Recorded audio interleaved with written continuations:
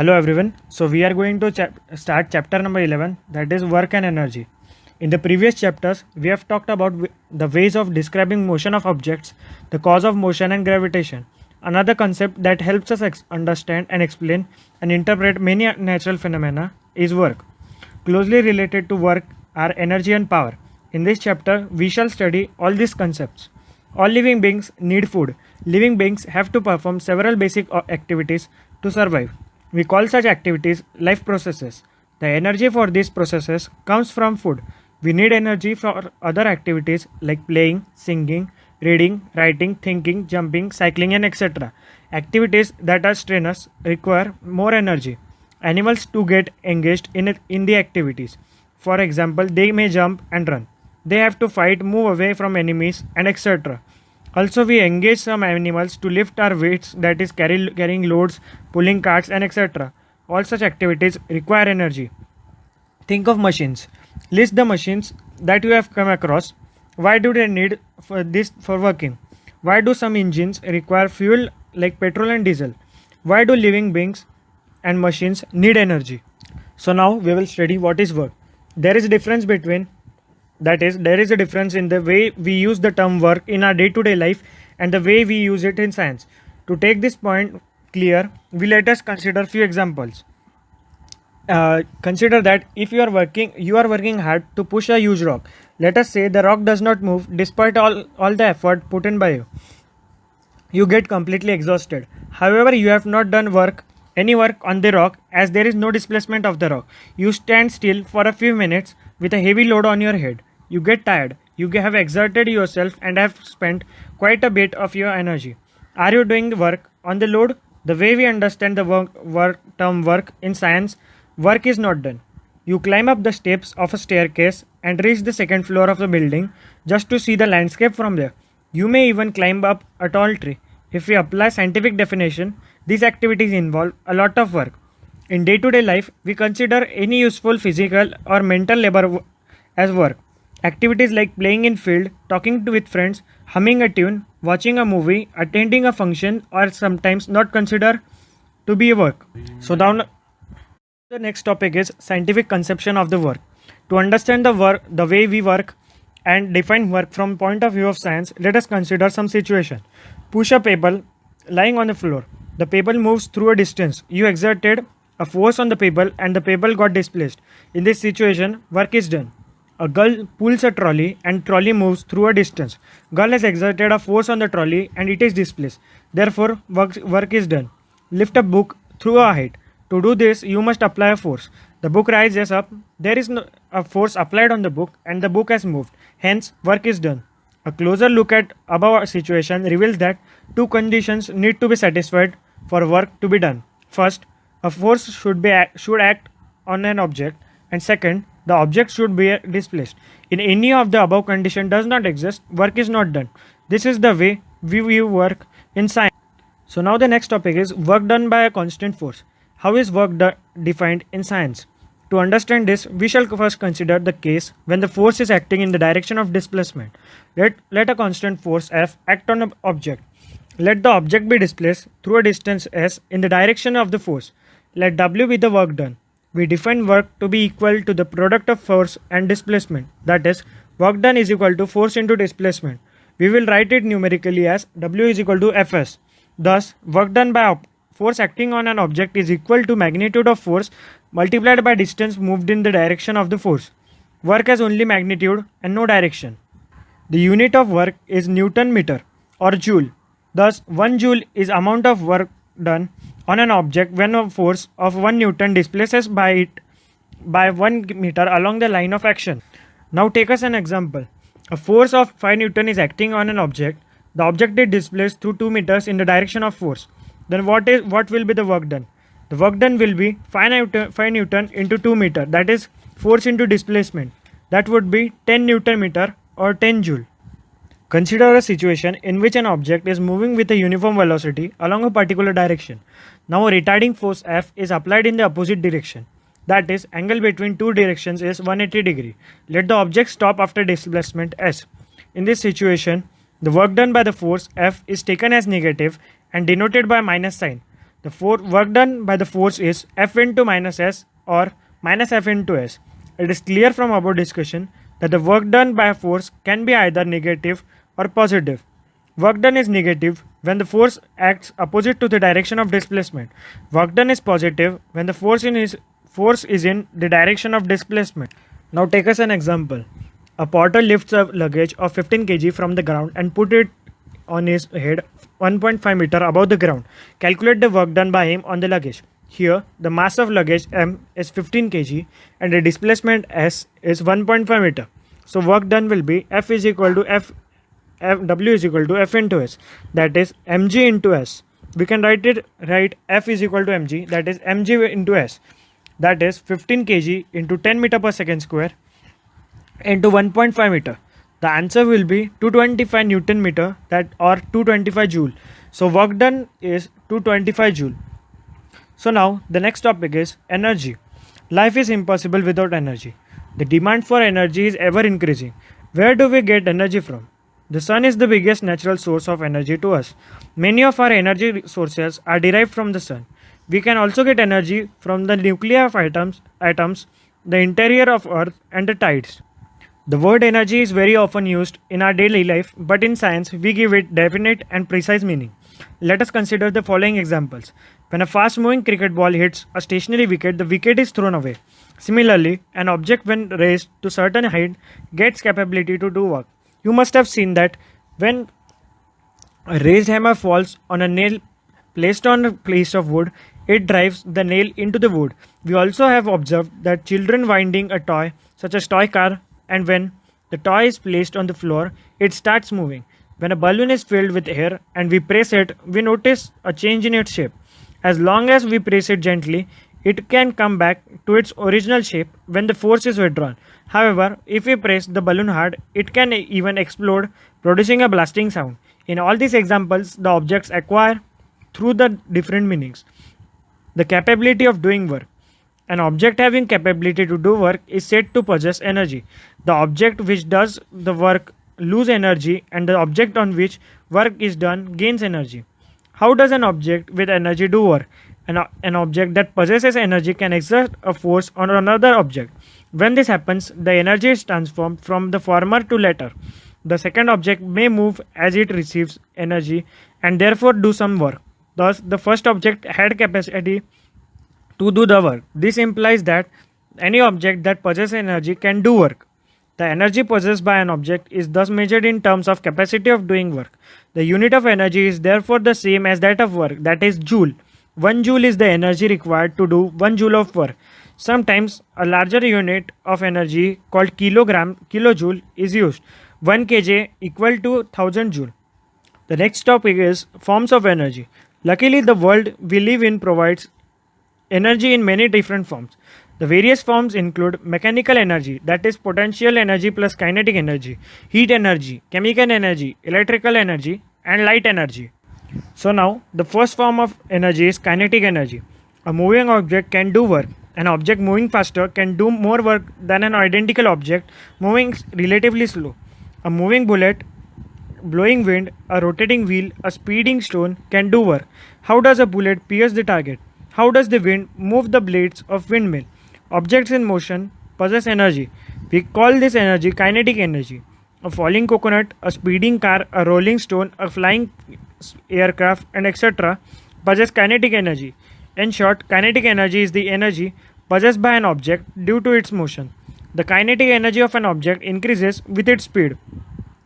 How much energy is possessed by a moving body by virtue of its motion? By definition, we say that kinetic energy of a body moving with a certain velocity is equal to the work done on it to make it acquire that velocity. Let us express the kinetic energy of an object in form of equation. Consider an object of mass m moving with uniform velocity u. Let it now be displaced through a distance s when a constant force F acts on it in the direction of displacement. The work done W is Fs. The work done on an object will cause a change in its velocity. Let its velocity change from u to v. Let a be the acceleration produced. Now, in the earlier chapter, we have studied the three equations of motion. Relation connecting the initial and final velocity of an object with the uniform acceleration and displacement is v square minus u square is equal to 2s. We can rearrange this equation as s is equal to v square minus u square upon 2a. Now we also know that F is equal to ma. Thus, by using the equation, we can write it as work done by the force F as W is equal to ma into v square minus u square upon 2a, or W is equal to half m into v whole bracket v square minus u square. If the object is starting from its stationary position, that is u is equal to 0, then W is equal to half mv square. It is clear that work done is equal to the change in kinetic energy of an object.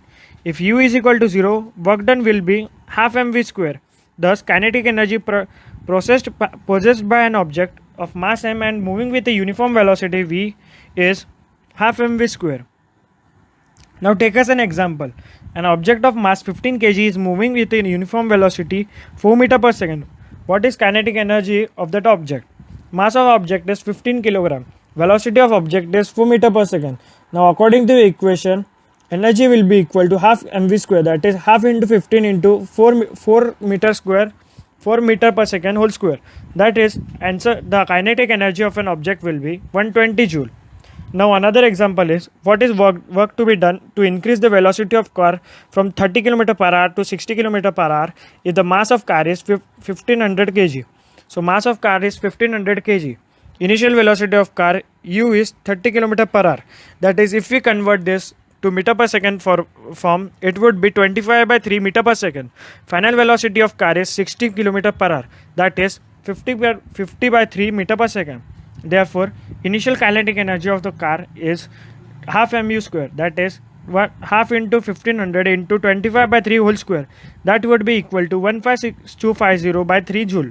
The final kinetic energy would be half into 1500 into 50 by 3 whole square. That is 6,25,000 by 3 joules. Thus, work done would be change in kinetic energy. That is subtraction of second by first, that is we would get answer as 156250 joule. So now the next type of energy is potential energy. So the energy transferred to an object is stored as potential energy if it is not used to cause a change in velocity or speed of an object. You transfer energy when you stretch a rubber band. The energy transferred to a band is potential energy. You do work while winding the key of your toy car. The energy transferred to the spring inside is stored as potential energy. The potential energy possessed by the object is the energy present in its virtue of its position or configuration. Potential energy of an object at a height. An object increases its energy when raised through a height. This is because work done on it against gravity while it is being raised. The energy present in such an object is gravitational potential energy. The gravitational potential energy of an object at a point above the ground is defined as work done in raising it from the ground to the point against the gravity. It is easy to arrive at an equation for gravitational potential energy of an object at a height. Consider an object of mass m. Let it be raised through a height h from the ground. A force is required to do this. The minimum force required to raise the object is equal to weight of object mg. The object gains work energy equal to the work done on it. Let the work done on the object against the gravity be W. That is, work done W is equal to force into displacement, that is mg into h, that is equal to mgh. Since work done on object is equal to mgh, energy equal to mgh units is gained by the object. This potential energy EF is potential energy of the object. That is EF, ES, EF or EP is equal to mgh. It is useful to note that work done by gravity depends on difference in vertical heights of the initial and final position of the object and not on the path along which the object is moved. So now let us take an example. Find the energy possessed by an object of mass 10 kg when it is at height of 6 meters above the ground, given that g is equal to 9.8 meter per second square. Mass of the object m is equal to 10 kg. Displacement height h is equal to 6 meter and acceleration due to gravity g is equal to 9.8 meter per second square. So now the potential energy mg is equal to mgh, that is 10 into 9.8 into 6, that would be equal to 588 joules. So the potential energy is 588 joules. Now let us take another example. An object of mass 12 kg at a certain height above the ground. If the potential energy of the object is 480 joules, find the height at which the object is with respect to ground. Given that g is equal to 10 meter per second square. So now mass of object m is equal to 12 kg. Potential energy EP is equal to 480 joules. EP is equal to mgh. That is 480 is equal to 12 into 10 meter per second square into h. So now h will turn out to be 4 meter. That is, our object is at height of 4 meter. So now next subtopic is law of conservation of energy. We have learned that form of energy can be changed from one form to other. What happens to the total energy of system during or after the process? Whenever the energy gets transformed, the total energy remains unchanged. This is law of conservation of energy. According to this law, energy can only be converted from one form to another. It can neither be created nor be destroyed. Or the total energy before and after the transformation remains same. The law of conservation of energy is valid in all situations and for all kinds of transformation. Consider a simple example. Let an object of mass m be made to fall freely from an height h. At start, potential energy is mgh and kinetic energy is 0. Why is kinetic energy 0? It is 0 because its velocity is 0. The total energy of object is thus mgh. As it falls, its potential energy will change into kinetic energy. If v is velocity of object at a given instant, the kinetic energy would be half mv square. As the fall of object continues, the potential energy would decrease while the kinetic energy would increase. When the object is about to reach the ground, h is equal to 0 and v will be the highest. Therefore, the kinetic energy would be largest and potential energy the least. However, the sum of the potential energy and kinetic energy of the object would be the same at all points. That is, potential energy plus kinetic energy is equal to constant. That is, mgh plus half mv square will be equal to constant. The sum of potential and kinetic energy of an object is its total mechanical energy. We find that during the free fall of the object, the decrease in potential energy at any point in its path appears as an equal amount of increase in kinetic energy. Here the effect of air resistance on the motion of the object has been ignored. There is thus a continual transformation of gravitational potential energy into kinetic energy. So now the next topic is rate of doing work. Do all of us work at same rate? Do machines consume or transfer energy at the same rate? So that it is that agents that transfer energy do the work at different rates. A stronger person may do certain work in relatively less time. A more powerful vehicle would complete a journey in shorter time than less powerful one. We talk of power of machines like motorbikes and motor cars. The speed with which these vehicles change energy or do work is a basis for their classification. Power measures the speed of work done, that is, how fast or slow work is done. Power is defined as rate of doing work or rate of transfer of energy. If an agent does a work W in time t, then power is given by power is equal to work by time, that is, P is equal to W by T. The unit of power is watt in honor of scientist James Watt, who lived from 1736 to 1819, having symbol capital W. 1 watt is the power of an agent which does the work at the rate of 1 joule per second. We can also say that power is 1 watt when the rate of consumption of energy is 1 joule per second. 1 watt is equal to 1 joule per second or 1 watt equal to 1 joule per second. We express larger rates of energy transfer in kilowatts, that is 1 kilowatt equal to 1000 watt. 1 kilowatt can be written as 1000 capital W, that is 1000 joule per second. The power of an agent may vary with time. This means that agent may be doing work at different rates at different time of interval. Therefore, the concept of average power is useful. We obtain average power by dividing the total energy consumed by the total time taken. So now let us take an example. Two girls of each of weight 400 Newton climb up a rope through the height of 8 meter.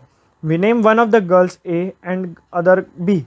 Girl A takes 20 seconds while B takes 50 seconds to accomplish the task. What is power expended by each girl?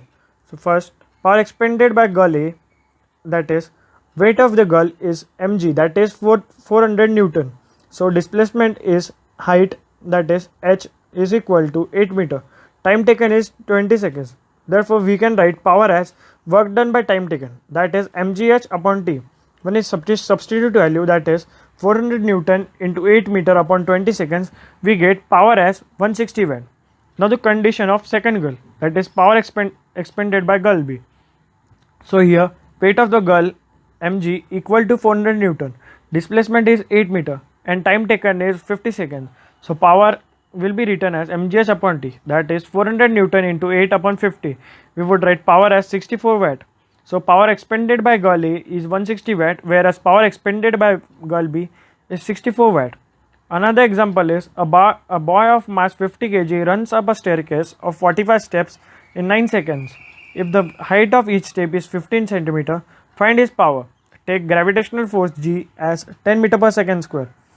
So the weight of boy mg will be equal to 50 into 10, that is 500 Newton. Height of staircase h would be 45 into 15 by 100, that would be equal to 6.75 meter. And time taken to climb would be t equal to 9 seconds.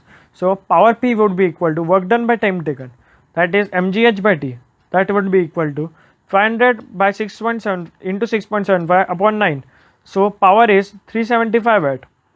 Now the next and last topic is commercial unit of energy. So the unit joule is too small and hence is inconvenient to express the large quantities of energy. We use a bigger unit of energy called kilowatt hour, that is kWh. What is 1 kilowatt hour? So now let us say we have a machine that uses 1000 joule of energy every second. If this machine is used continuously for 1 hour, it will consume 1 kilowatt hour of energy. Thus 1 kilowatt hour is the energy used in 1 hour at the rate of 1000 joule per second. That is, we would write it as 1 kilowatt into 1 hour, that is 1000 into 3600 second.